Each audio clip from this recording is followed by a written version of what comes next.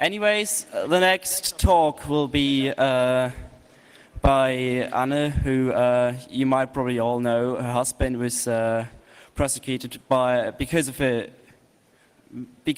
he had access to a library and he was sort of intellectual. He had knowledge, and you probably have read all these formulations, the things they suggested.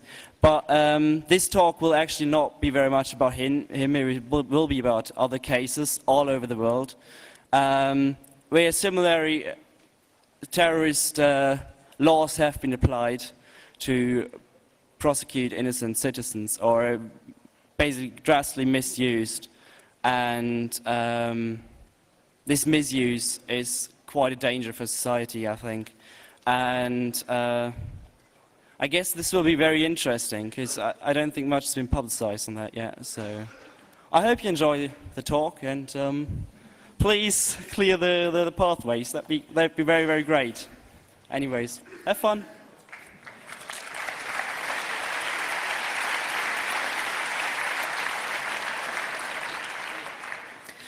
Hi, and thank you all for coming, and please don't pose any further security threats. We'll be talking enough about other dangers for security today.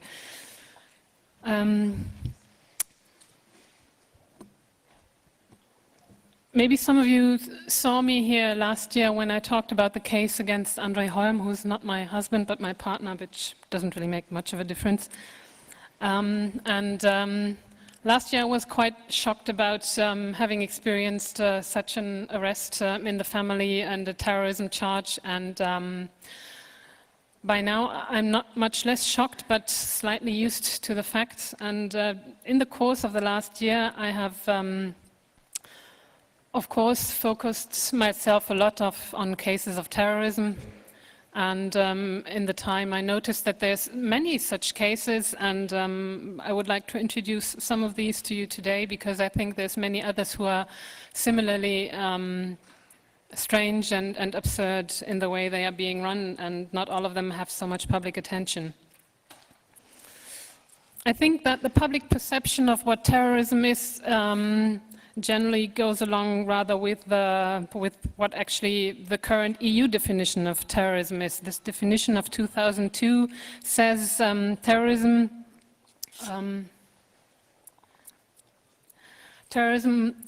offenses are committed with the aim of seriously intimidating a population or unduly compelling a government or international organization to perform or abstain from performing an act, or seriously destabilizing or destroying the fundamental political, constitutional, economic or social structures of a country or an international organization.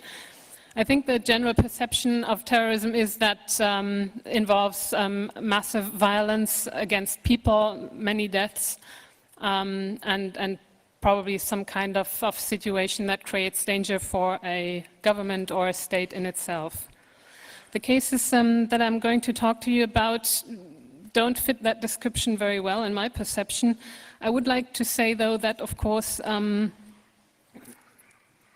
the information that I have about these cases is not complete. In most cases the investigation is still going on.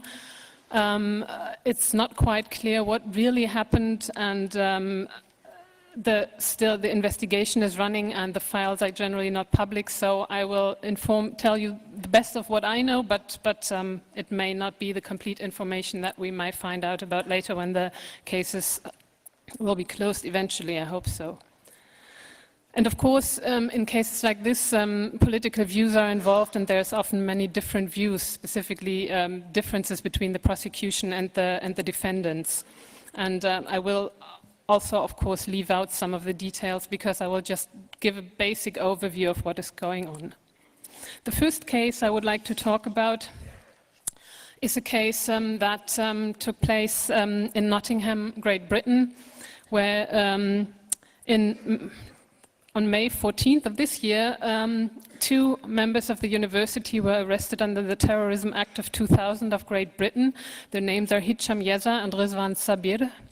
And they were arrested because they had copies of the Al-Qaeda training manual on their computers, One of the two had downloaded this from the United States Department of Justice website.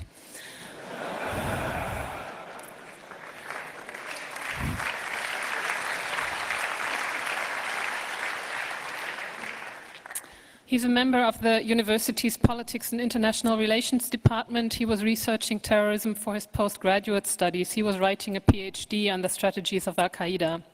He asked his friend and colleague Hicham, who is a former student and now works at the university, to help him with his PhD and specifically with printing out the huge document. Hicham, who used to be a member of the Senate of the Nottingham University, who is an editor of different magazines, now worked for the university in the administration, and both were arrested and held in police custody for 6 days before they were released without a charge. The charge, to begin with, was terrorism, like I said. It was then decided to not charge Hicham, who was mostly accused of the two, under the Terrorism Act. But when they were released after 6 days, he was rearrested for charges under the Immigration Act. It was also said later that if both had been maybe of Norwegian origin and maybe were blonde, then probably this wouldn't have been such a problem, but being of Arabic background, they completely fitted the stereotype of Muslim terrorists in the United Kingdom. He was rearrested under the Immigration Act, and an order for fast-track deportation was issued on May 23rd, and a deportation flight was scheduled for June 1st. This is 2 weeks after his first arrest. He had been in the UK for 13 years of residence and now had a planned deportation in less than 3 weeks after the arrest for under the Terrorism Act. He was then moved around for 3 weeks from one immigration removal center to the next, and after a huge protest campaign, of which you can see one picture, which was quite impressive, I find, he was released on bail. As far as I know, the investigation concerning his possible problems with immigration laws is still going on. On the website of the campaign, there is no complete up-to-date information as to what the situation is now, but I found it rather striking that they were arrested to begin with. Rizwan, the one who had downloaded the manual, later said in an interview, "If they had just asked my professor why I was looking at this material, they would have understood that it was research. Instead, they chose to start an anti-terror investigation."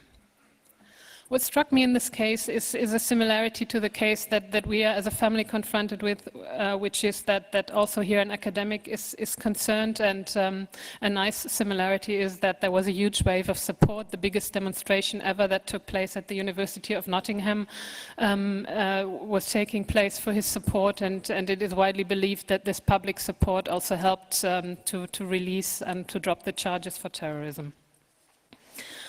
The next case I would like to talk about is a case that took place, or is actually still taking place, in Portugal.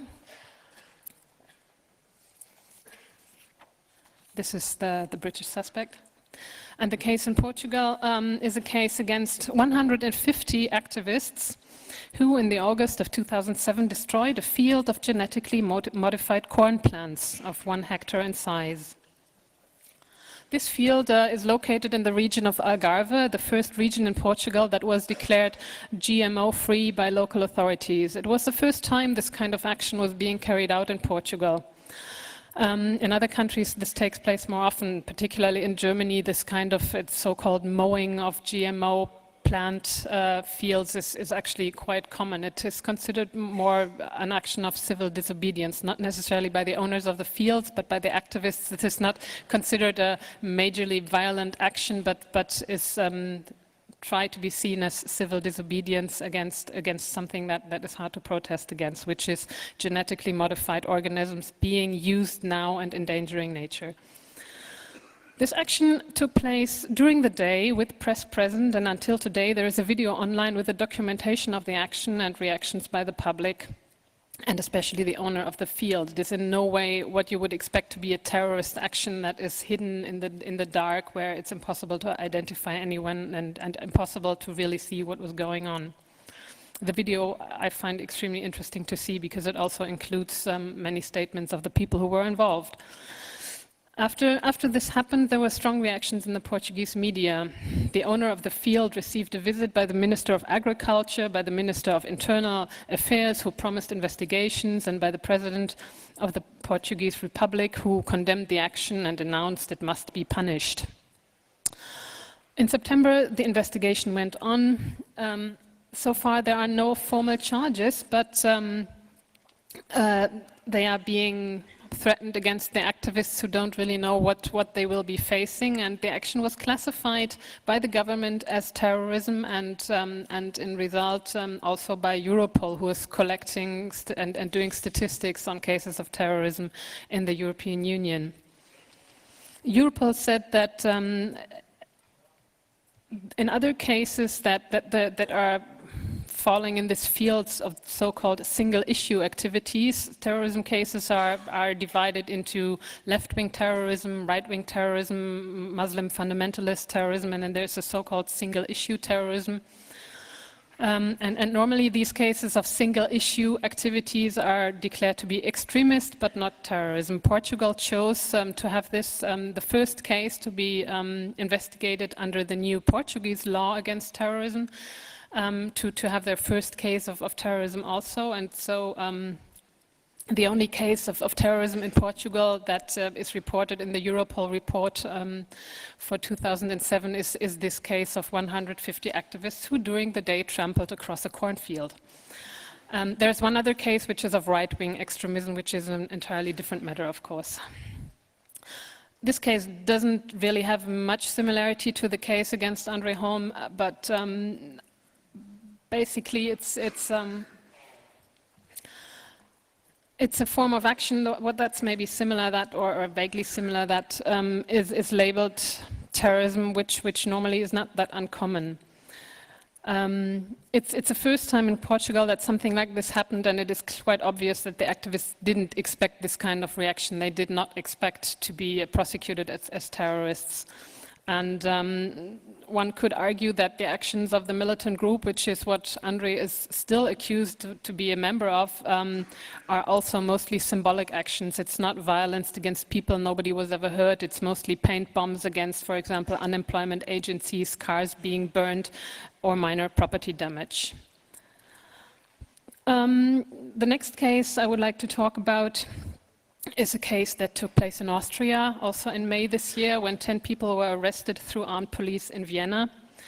According to the Austrian paragraph 278A of the Austrian Penal Code, which is the law that punishes forming a criminal organization, which was introduced already in 1993. This is the only case that doesn't directly involve terrorism, but has many similarities nonetheless. 23 apartments, houses and offices were searched, doors were kicked in by masked officers with weapons drawn. And the cause for the arrests were called the danger of suppression of evidence and the danger of committing a crime. Suppression of evidence was seen as a danger because some of the suspects had used encryption and might do so again. Danger of committing a crime was seen in the fact that some of the suspects had been politically active around issues of animal rights or animal protection. There is not visible any clear evidence that the suspects were actually involved in the attacks that they were accused of, and these attacks are the first strong case they were accused of having participated in was an assumed arson attack against a hunting lodge. And in fact, it was found out later that this was caused by an oven of this lodge, which didn't work properly. And the other things that are left in the investigation now are mostly things like broken windows or glue in some door locks, graffiti, sabotaged deer stands. They were accused of sabotage of animal hunting, and in fact what happened was that people made noise during animal hunting, and this is a sabotage. Also, there were several stink bombs against fur-selling stores. All 10 activists openly admit that they are engaged in either animal rights groups or animal protection groups, and that's an interesting thing also. They are accused of being a criminal organization 10 people, but the 10 people that were arrested are part of two very different groups who actually don't like each other very much for ideological reasons. One are the more, you might say, radical animal rights activists, and the other is the more NGO-type animal protection group that do lobbying. Also demonstrations, but in a nicer way, if you want. The evidence that was found were tools that you can find in any household: mobile phones, T-shirts with logos, spray paints, which is a proof of their political activism. And the interesting thing also in this case is that this kind of Austrian criminal organization needs at least 10 people so that a criminal organization can be seen, and 10 people were arrested. They didn't all know each other, they definitely don't like each other all very well, but they are one criminal organization.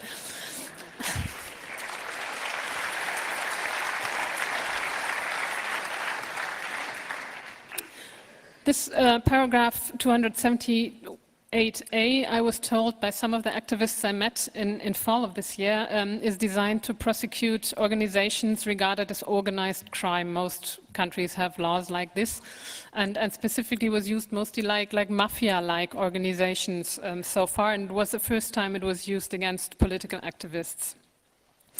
Everyone was arrested in May, like I said, and they were actually in pre-trial detention for 3 months, except for one person who was released 1 month earlier, for no visible evidence other than, like I said, using encryption and similarly hard evidence. The similarity here may be same as for Andre, is that there was no real evidence presented. The evidence that was used is mostly, if you want, ideological. They were accused of having been active around animal rights, and this was apparently enough to then start an investigation with a lot of surveillance and observation in the months before, which led to gathering of little bits and pieces that are the said spray paint or logos or involvement in demonstrations, etc. Andre did a talk about his own case, I think in April or March of this year, and there was someone from Austria in the audience who then said, "My God, this is terrible that you have something like this happening in Germany. I'm glad that I live in a kind of innocent paradise where this would never happen." And in May he got an email by the same person saying, "Okay, I need to take this back because now we've also had the same thing in Austria." Like I said, everybody was released. The charges are still being investigated, and it's unclear what is going to become of these 10 people who have spent 3 months in prison, basically, for, I would say, well, not nothing, but not very much. The next case I would like to talk about took place in New Zealand, where in October of 2007, more than 300 Special Forces police did raids in dozens of houses all over New Zealand, mostly in Maori. This is the indigenous communities of New Zealand. This included, for example, a school bus of kindergarten kids that was stopped and searched with drawn weapons, 60 houses being searched, a complete village being shut off. And the police said this was the response to concrete terrorist threats by indigenous activists. The result was 12 arrests under the recently created anti-terrorism legislation. And after the arrests, the Solicitor General, which is the Vice State Prosecutor of New Zealand, actually decided that this could not be a terrorism charge with the evidence that was presented, but it was in the media and for the arrested first presented as, now you are being charged with the Terrorism Act. Arrests were being made nonetheless, but after 4 weeks, all 12 were released. Today, 8 people face charges under the Arms Act for alleged participation in paramilitary-style training camps, and 5 people are also charged with being members of an organized criminal group. Also needs to be said here that New Zealand passed a new anti-terror law after 9/11, and this was the first case that was being tried under this new anti-terrorism law of New Zealand. The terrorism charge was not accepted, but the Arms Act, if they would be judged by that, would lead to 4 years of prison, and the criminal organization would result in up to 5 years of prison. The current situation is that pre-trial hearings are going on, which is a legal, well, all countries have different legal situations, and many of the Anglo-Saxon countries have this thing where they have pre-trial hearings, and only then it is decided whether a formal trial is actually started in court. And this is going on in New Zealand now for months already, and the people who are concerned say that they expect the trial maybe to start in the end of 2009. Interesting detail I find is that, since I'm talking to a Chaos Congress here, that the police think that an encrypted chat room was used to organize the training camps, and this encrypted chat is to be found at http://voodooChat.net. And the police apparently didn't manage to break into this chat, and therefore thinks that this is a highly conspiratorial method to organize very dangerous things just because they couldn't open it. They have no idea of what actually was talked about or organized in this. Also in the raids, several servers were confiscated, with the result that different Maori websites disappeared and are not back online until today. The public attention in this case in New Zealand was rather high, obviously. I remember finding media reports also in German or different media outside New Zealand about this case, but the attention decreased naturally after the decision not to charge under the Terrorism Act. The investigation is still going on though, and the possible sentences that might come out of this are quite hard. What is interesting in the context of New Zealand, that last week it became known that a police informant was revealed, was, uncovered, who had informed police about animal rights groups, environmental groups, unions, peace groups, and the Green Party. His reports include not only details about communication methods, but also phone numbers, demonstration plans, etc., but also information on sexual relationships, travel plans, or sources of income. This is not very surprising. I mean, we all probably assume that police are using informants in any kind of community that they consider of interest for whatever reason, so that's not really surprising, but I find it rather rare that it is possible to actually find out details about how this work is being done, and it's actually quite interesting how this was done. This person who had been an informant for more than 10 years in the New Zealand activist communities had his computer broken, and asked his girlfriend, who's a computer programmer, to fix his computer.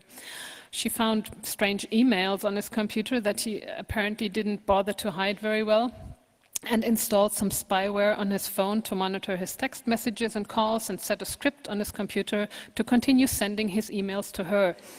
She even downloaded a year's worth of phone bills and decrypted documents he had encrypted, and as a result it became clear that he was communicating and working for the police. The similarity in this case to the case against Andre and the Militant group in Germany is that in the beginning there was a huge public attention, and this is a similarity in many of these cases. As long as it is a terrorism case, and after the terrorism charge drops, people seem to think, okay, so now we are back to legal democratic law state kind of structures and everything is fine, but in fact investigations are still going on, but under a different paragraph of the penal code.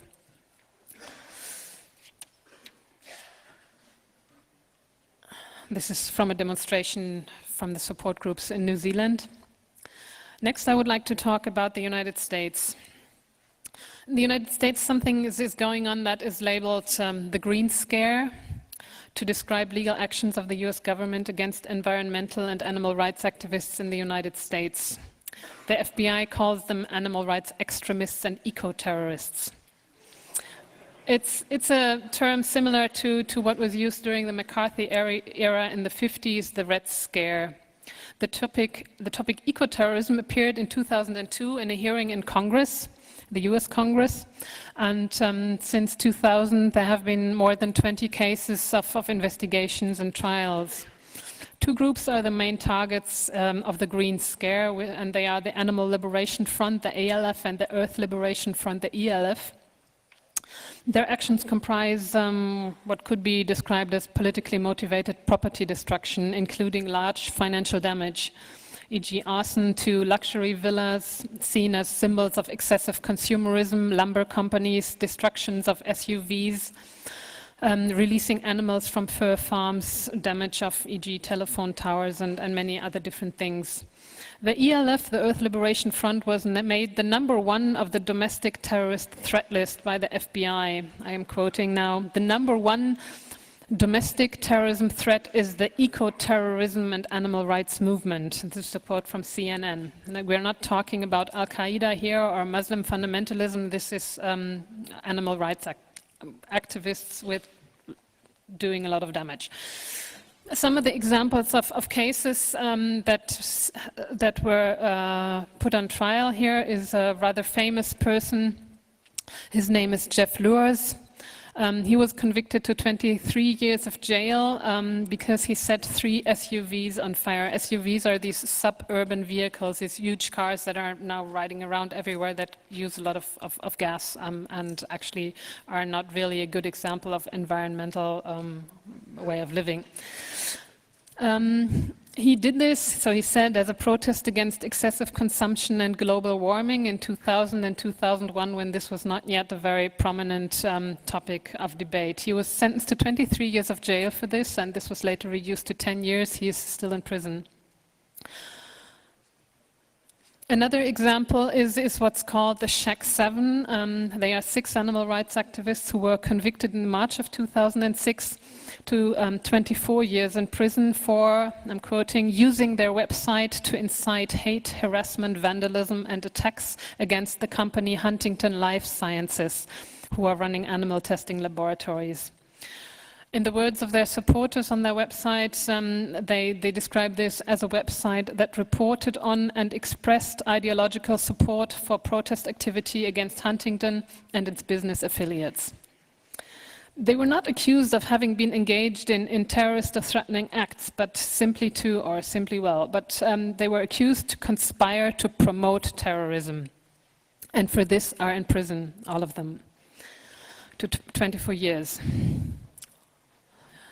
The law that is being used here mostly is a law that used to be called the Animal Enterprise Terrorism Act and is now called the Animal Enterprise Protection Act, first introduced in 1992. Another example is what is called the Operation Backfire. This is an investigation run by the FBI, and they are actually calling this the Operation Backfire since 2004.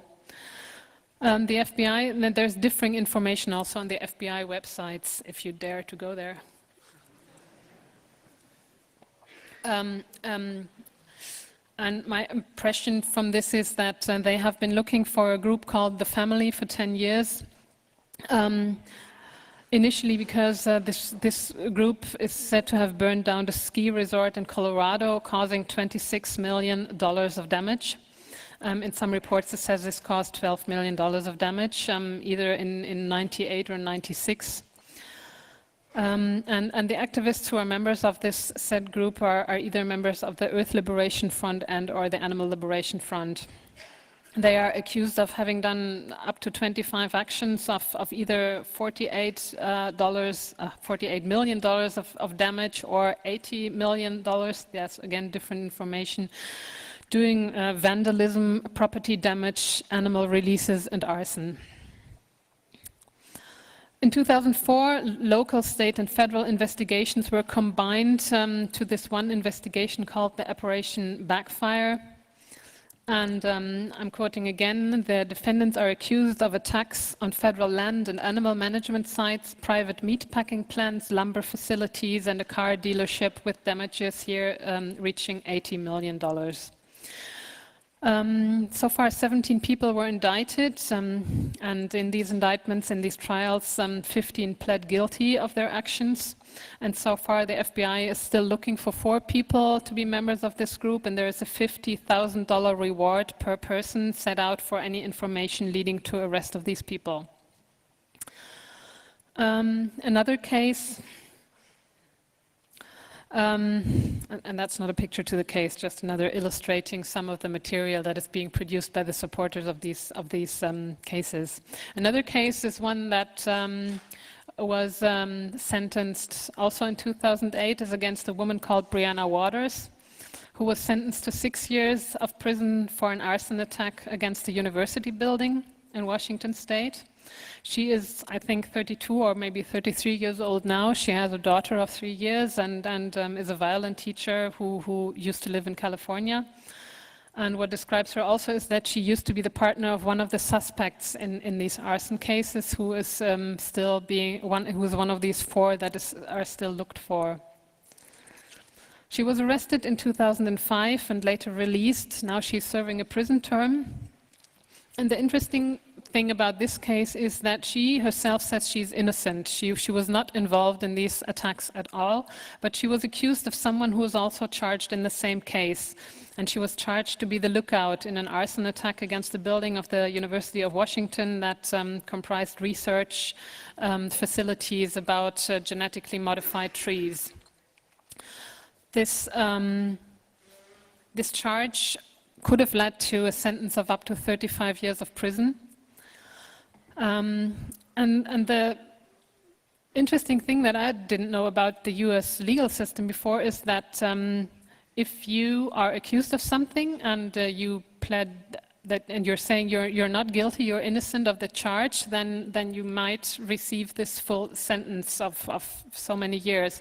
But if you agree to a deal with the prosecutor and the court, then you can considerably reduce the possible sentence, either because you accept that you are guilty, which is something I still don't understand why being guilty reduces your sentence, but that works. And the other more important part is that if you agree to testify about other suspects, then this will also extremely reduce your sentence. And this is what happened in this case. Briana Waters said she's innocent, she doesn't have to do anything with the attacks, but to other people who also were facing a minimum of 30 years of prison, testified about her and said she was involved, and the result was that one was then facing only 3 to 5 years and the other 5 to 7 years of prison. This is basically an invitation to lie about other people. And when you do, you will get a much lesser sentence, which is not a very nice thing to do, obviously. But then on the other hand, if you face 35 years or 50 years or hundreds of years in prison and you are told, if you tell us this and that story, you might end up with just 5 or 10, I think it's very hard to point fingers. The result, however, is very hard. In this case, it's Briana Waters being in prison who said there is no evidence other than these testimonies and no other evidence that actually proves her to be involved.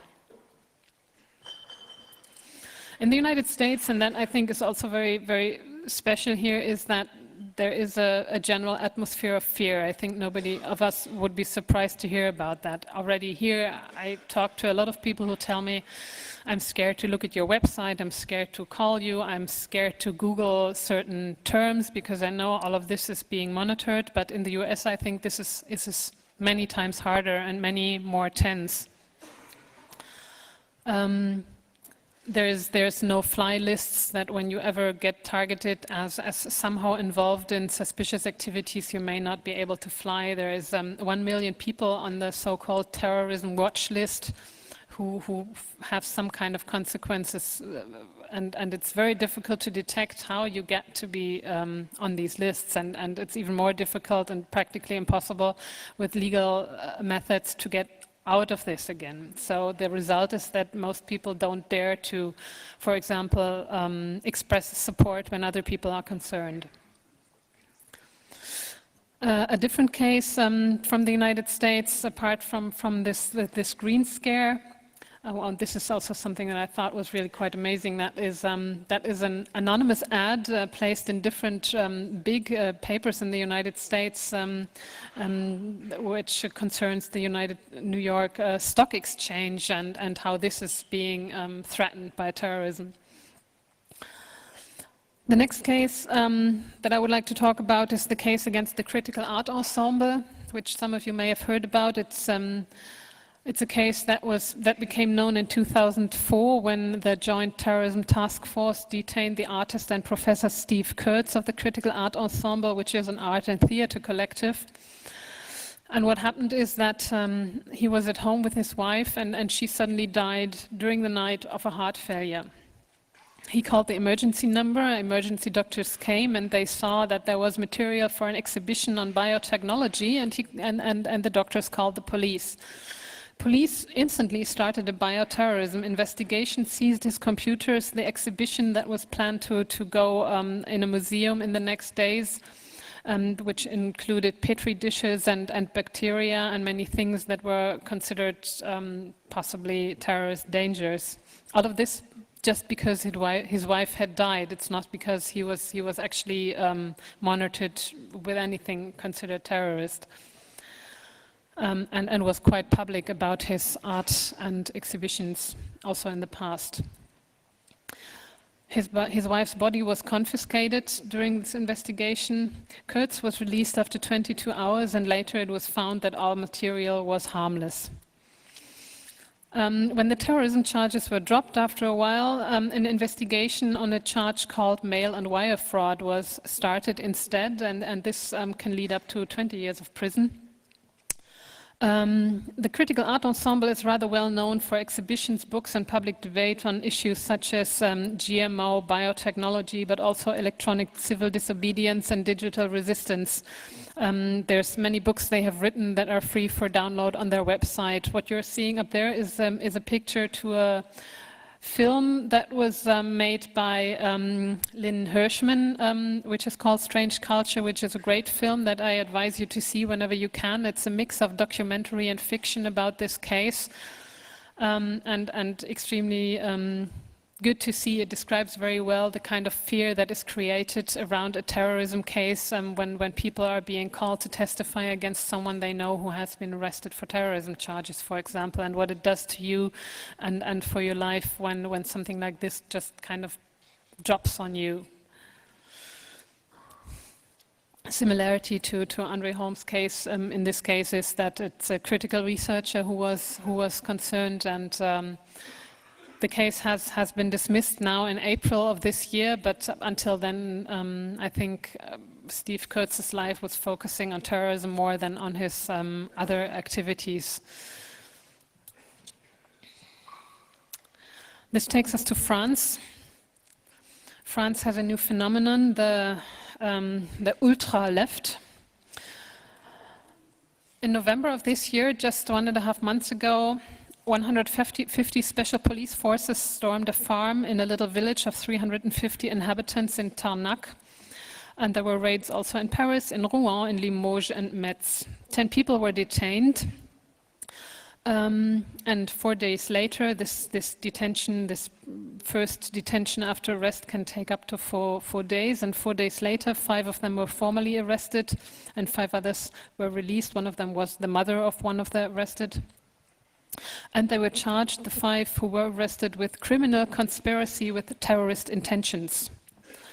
The accusation is property damage against the French train company SNCF, which caused delays for trains, and they were using what is called grapnels to damage the overhead contact wire. It's a kind of metal instrument that is hung over the overhead wires, and when the train goes in, this causes the wires to break and to come down, and then the train can't go on.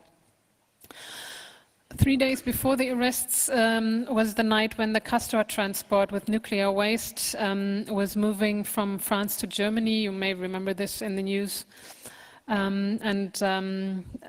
Then such an attack took place. And another had also taken place in October, which caused delays of high-speed trains, the TGV.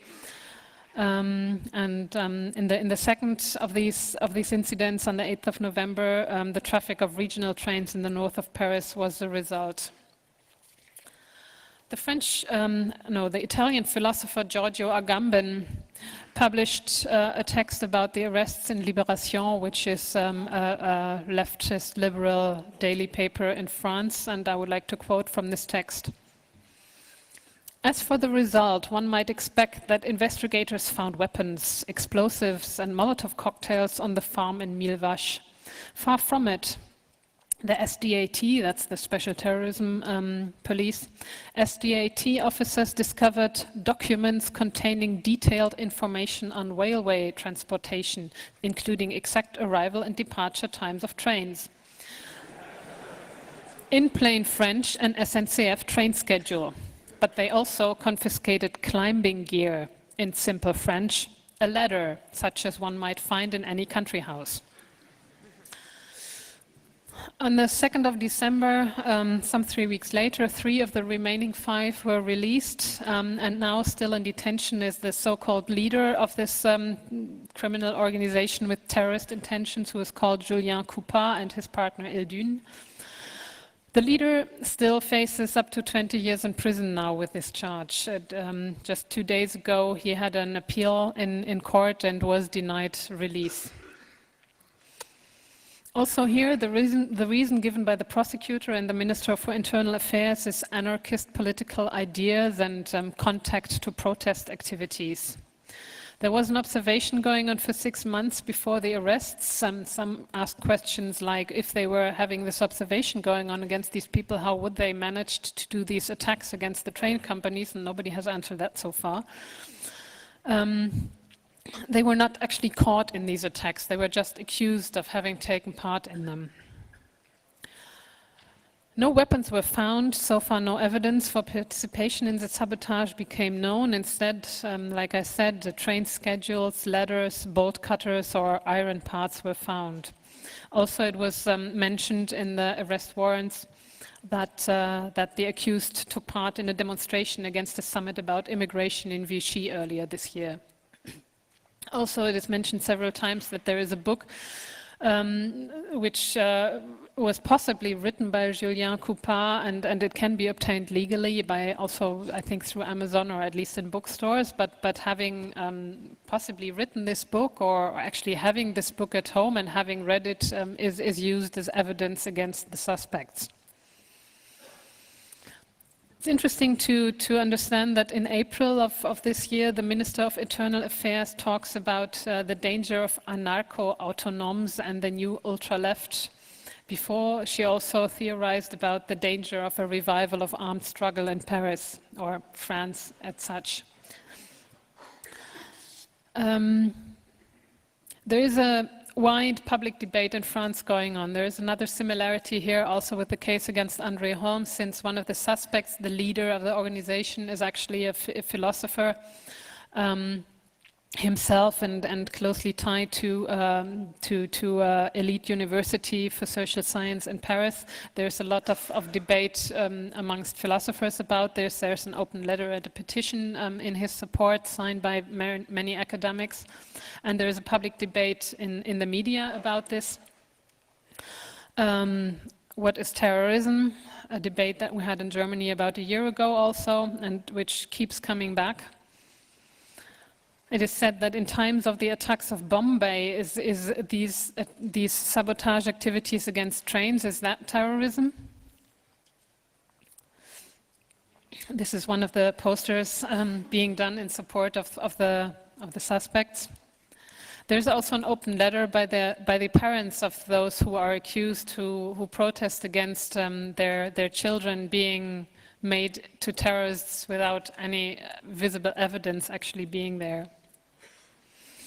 It's maybe also interesting to note that that this took place in this very little village somewhere in the middle of nowhere, where since 2002 young people came to this lonely area that was more and more deserted, and opened a little grocery store, reactivated a farm, and mostly concentrated on political activity. Yes, legal, open political activity, plus living in this area and taking care of themselves, basically. The similarities, like I said, I think are quite obvious. And my time is running short. I'm coming to, this is one of the arrests in that case. Coming to cases in Germany that I want to quickly just mention. There was a case, a very similar case in Germany that was started in 1999, also involving these grapnels, these metal things on the overhead wires of trains, relating to Castor transports of nuclear waste. That took place in 1996 and 1997, and then the result was one of the well-known paragraph 129A investigations, raids in 1992 against 11 suspects and 9 so-called concerned persons. It was never quite clear what their role was. This involved complete surveillance of phone GPS devices in cars, a copy machine that was used by one anti-nuclear activist group was completely monitored. And all national meetings of the anti-nuclear movement in Germany were completely observed by the police. The case was dropped years later without any result, but a lot of data was gathered about many of the political activists in Germany. Interesting here is that now the German police submitted names and information about this case to the French police who are investigating the case in Tarnac in France. There's other cases that I'll just quickly mention. The terrorism investigation concerning the G8 summit in Germany, which was started. The G8 summit, you will remember this, was taking place in 2007 in Germany, in Heiligendamm. And there was a so-called terrorist organization aiming to destroy, to attack the economic G8 summit. 1 month before the summit, there were raids in 40 places. It was an investigation against 18 people who were submitted to complete surveillance. When the raids took place, there was a police officer quoted on German TV saying, well, he didn't say that they didn't have clear evidence, but what he did say was that we just shot in the bush to see what starts to move when we try to stir up things a little bit. There was no evidence at all, just the assumption that there is this organization. This case was dropped in 2008, actually some days before the start of the trial against the 3 people who are now currently assumed to be the militant group.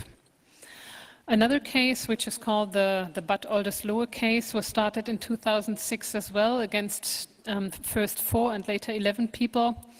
Raids in 15 apartments, and it's a case against young anti-fascists who all live in a little place in the north of Germany called Bad Oldesloe, who were not interested in the G8 summit, which was rather rare among political activists in Germany 1 year before the summit, because most everybody somehow tried to relate to this summit protest activities, which were clear to become quite big.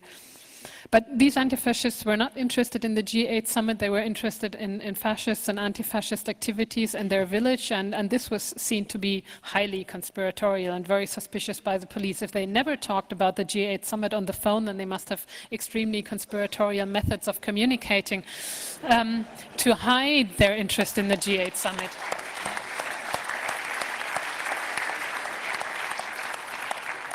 The initial suspicion was against a couple that had both their mobile phones active in the same radio cell. An attack took place. They were actually accused of also attacking military vehicles and setting them on fire, I think. Another really hilarious story in this context is that one of the suspects used to have dreadlocks, like these long, funny hair. And at some point during the investigation, he cut them off. And you can find in the files a note about this incident when the German police tries to interpret why he has his hair cut off. And the only possible interpretation they can think, he must have been involved in some kind of arson attack, and then he probably burned his hair to hide that he cut them off. There is no evidence, no proof for this. It's just a theory, but this is being put in the files and then used against them.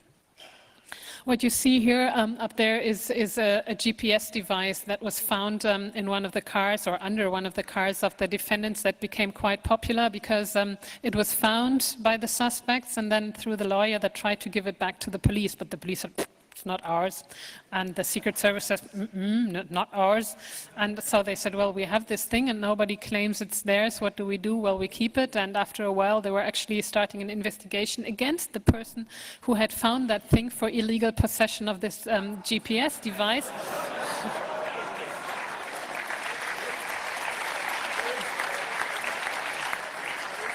Which was then dropped by the judge in court, who said, well, if nobody claims it's theirs, it can't be illegally obtained or possessed.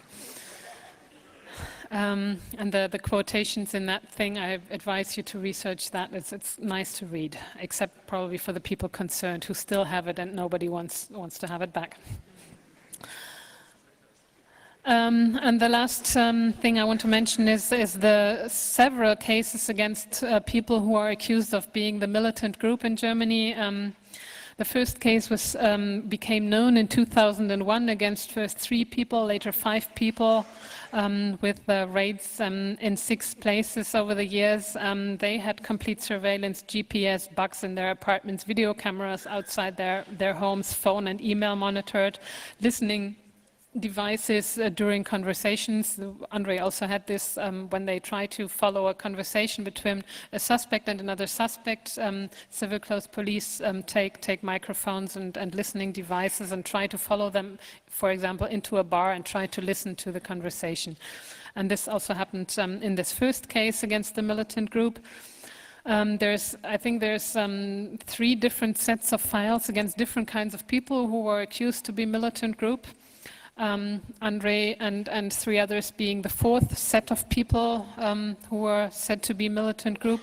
The first 3 cases, interestingly enough, were now finally closed just before the trial against the last group of 3 people who are currently said to be militant group after Andre was accused to be militant group. And so the first 3 sets were closed just some days before the trial was opened. And this trial is actually still going on now in the Berlin court in Moabit, and that in itself would fill a complete talk about very strange details, how this trial is being led. I'm not going into that because I only have 5 minutes left and maybe you want to ask some questions. Interesting detail still is that in all of the files to the different cases of the militant group, there's 2,000 people's names in the files who were at some point or the other checked by the police for criminal record or political activities. The last set we found when just some weeks ago we were handed over 82 new folders of files concerning Andre Holm. And it is widely believed that after the federal court in Germany decided that militant group is not a terrorist group, that the case against Andre was dropped. Far from it. The investigation is still going on. He is still being under surveillance, probably. We are not being told about the details of this, but recently got all of these new files that show quite clearly that we are being monitored quite closely, including public events that we do. Also outside the country, and it is visible in the files that both Secret Service, which is Verfassungsschutz, and the federal police are reading my blog to understand better about where we are and what we do. For example, what really quite irritated me, even though it's not surprising to hear that an address book with many phone numbers was found on my desk during the raid of our apartment, and all people in there, old school friends, colleagues, whoever was closely checked by the police, noted whether they have some kind of police record and whatever else activities they may have engaged in. One really interesting little last detail that I would like to add is that we found in the files that the German police found several encrypted files on Andre's computer. And we are happy to announce that the federal police in Germany apparently is not able to decrypt GNU-PG files.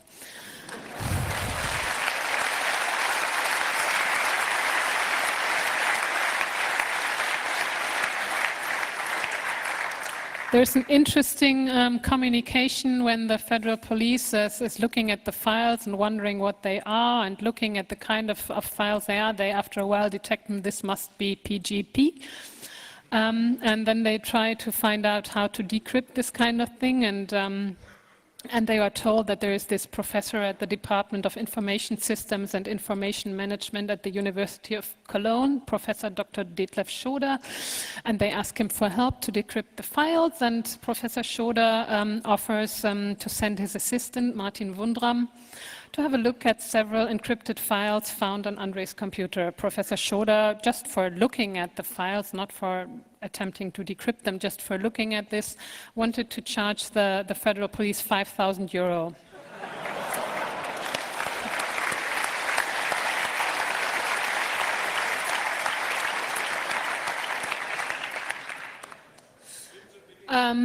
The federal police in Germany said, so what are you going to do? Is this going to be successful? And then the professor said that, well, he has some powerful machines trying to decrypt, and actually it must be admitted that they also found Andre's private key on this computer. But with this private key, what he was going to do is basically guess passphrases. And said that if the passphrases are any longer than 8 characters, and if they contain any special characters, it's practically impossible to decrypt. So now you know how to save your files.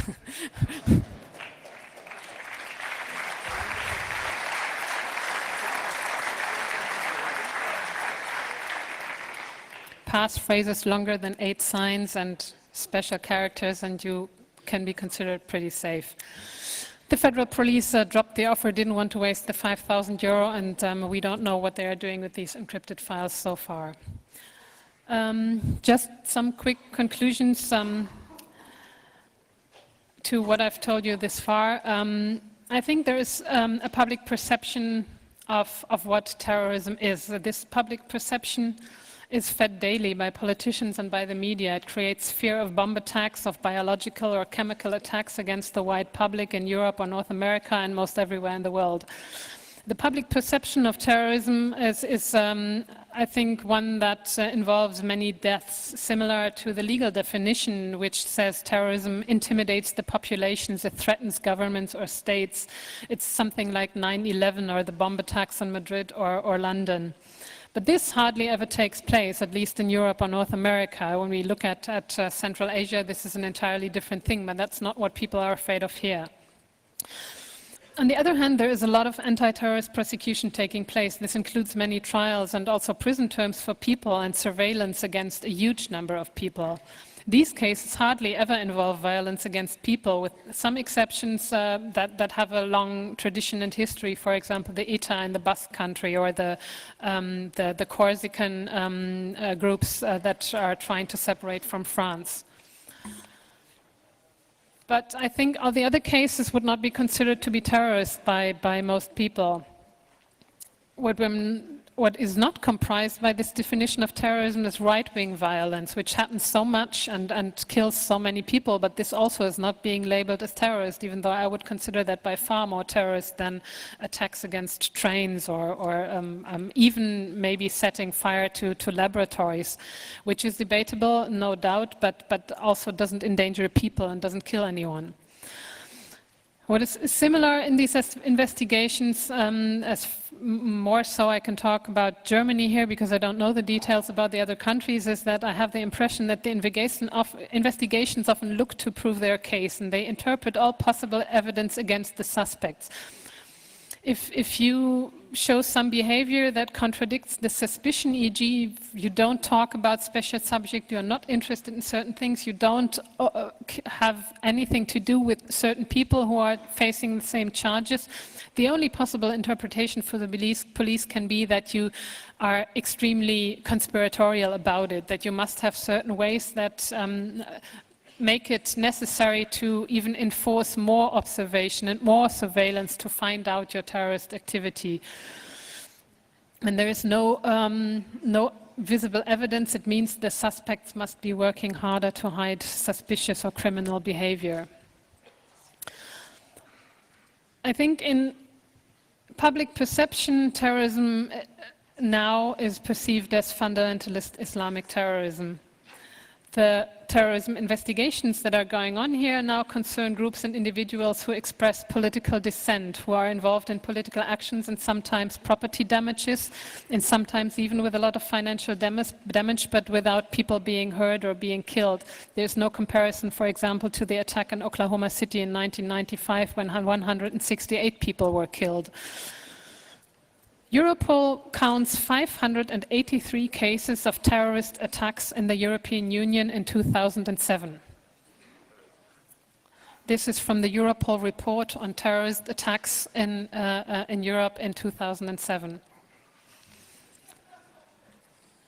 More of 500 of these are so-called separatist attacks, mostly, like I said, by ETA and the Corsican movements, but also 15 in Germany. When I saw that, I wondered, 15 separatist terrorist attacks in 2007 in Germany? How did I miss that? Interesting theory. Looking at the report, I found out that these 15 attacks are said to have been done by the PKK, the Kurdish, by now illegal party in Germany, mostly against Turkish travel agencies and such.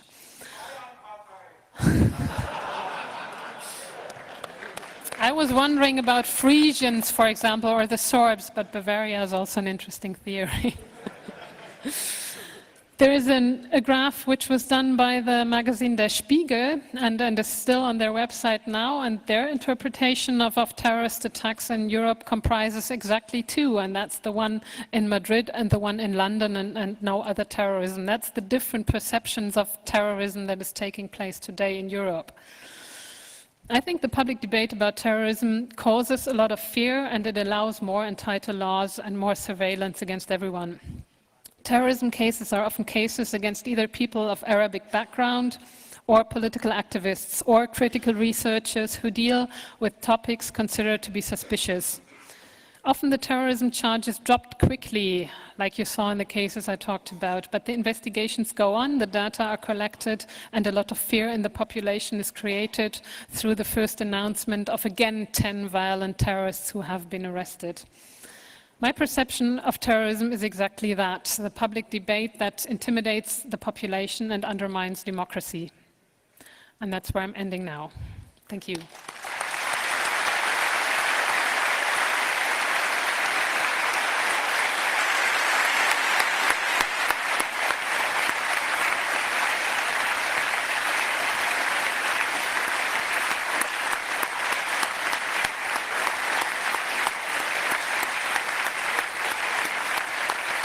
Thank you.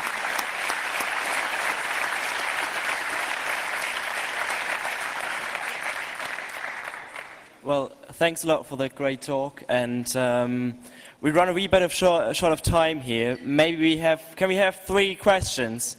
And if you could just pass around the mic wherever you see a hand coming up. And if there are no questions, that's good too, but if there probably are.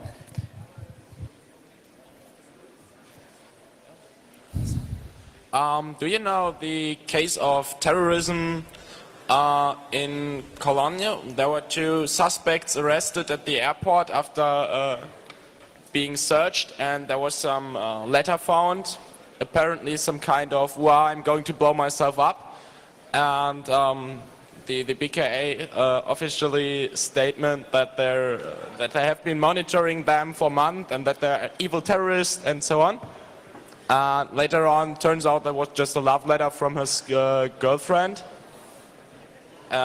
Yes, of course, there's so many cases like that, and I just could pick some very few, and you could go on forever. I'm writing about these things on my blog, and I've also mentioned this case. I find it extremely interesting because it concerns, again, 2 Arab men who were arrested with a huge public announcement, and later they were released because no evidence was found. It's exactly one of those cases.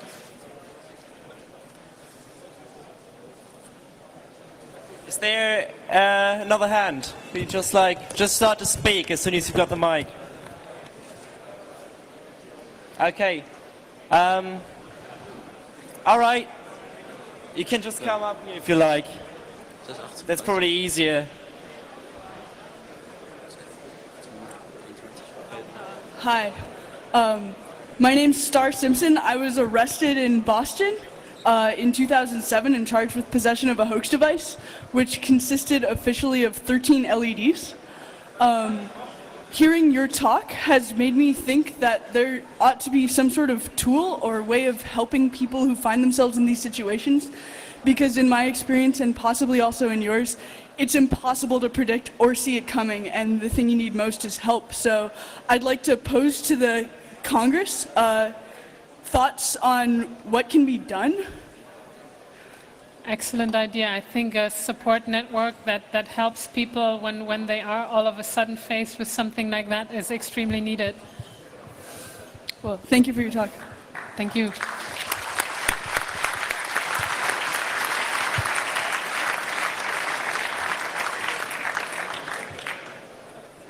All right, thanks a lot for coming, and yeah, the next talk will be up soon. Also, if I may add, I'm going to be here in the next days, so if you have more questions or something you want to say, maybe not in public, you can just come to me and talk to me or send me an email. My mail address is also in my blog. Thank you very much.